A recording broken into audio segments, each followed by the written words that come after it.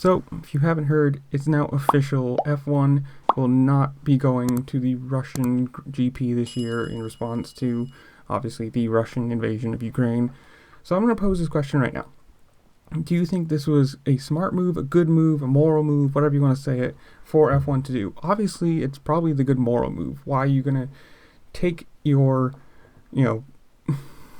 racing series and your promotion to a country that's invading another one? And if you look on the screen, there's the two quotes from Max Verstappen and Vettel, who Vettel already said, I'm not going to go. Verstappen pretty much is probably following right along and said, along the same lines probably, that you shouldn't race there. And that's two big names from two of the bigger teams, obviously, Aston Martin and Red Bull, and the world champion, saying that, we're not going to race in Russia if F1 does go, and they have canceled it.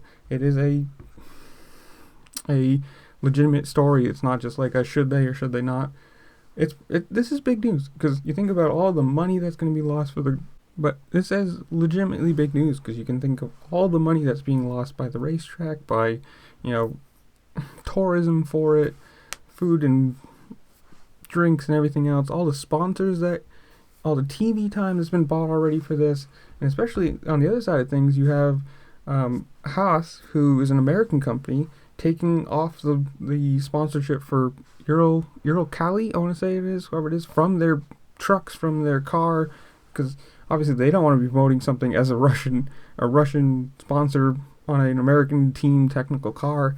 So tell me in the comments below, obviously this is a big thing, but do you think it's a good idea, and that other races that have this kind of thing going on, obviously you have a lot of things like, humanitarian things and a whole bunch of other stuff. Do you think that canceling races is a good plan, should be done, whatever it is you want to say, and I'll see y'all later. Peace.